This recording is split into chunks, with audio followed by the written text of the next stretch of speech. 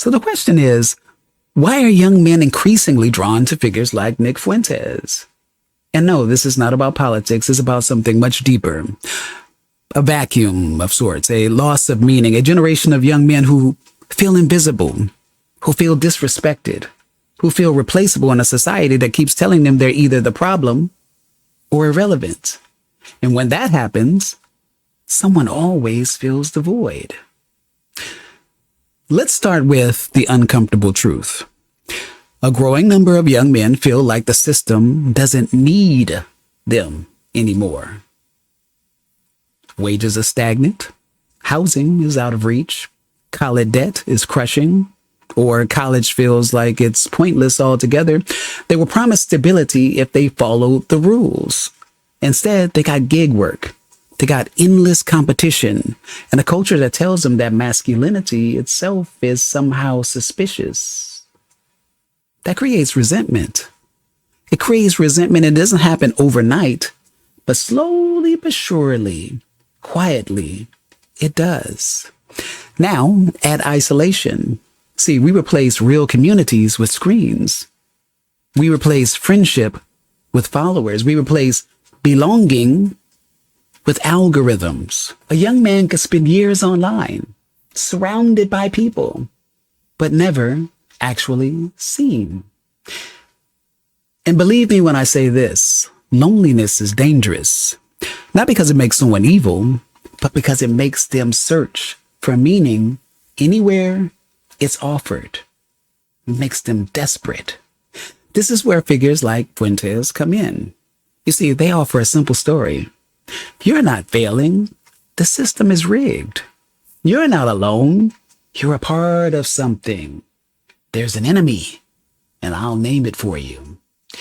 That us versus them narrative is powerful. It gives structure to frustration. It gives identity to confusion. And charisma matters. Certainty, it matters, especially when everything feels chaotic. But here's the part that no one wants to talk about.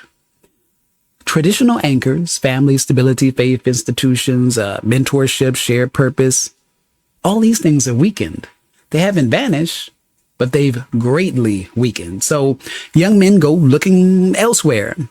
Online communities step in. Some of them are healthy, some of them not so healthy, but all of them offer one thing, one very, very important thing. It's called belonging. And belonging is one of the strongest forces on earth. It's important to realize that radicalization rarely starts with ideology. No, it starts with curiosity. A video, a meme, a joke that feels edgy but validating. Then the algorithm kicks in. More extreme, more confident, more revealing the truth they don't want you to know.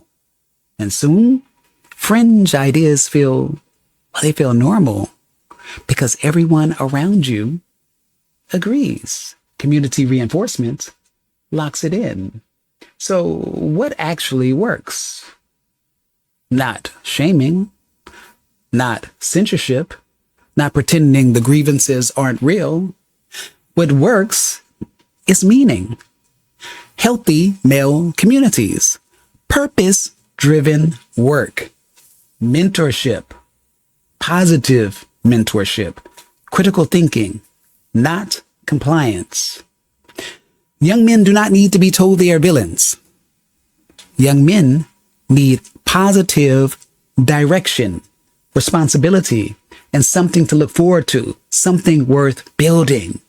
Because when society leaves a vacuum, someone will always rush in to fill it. Listen, this is not about defending figures like Nick Fuentes or even putting them down. It's about understanding why they resonate. So we stop treating symptoms and start addressing causes.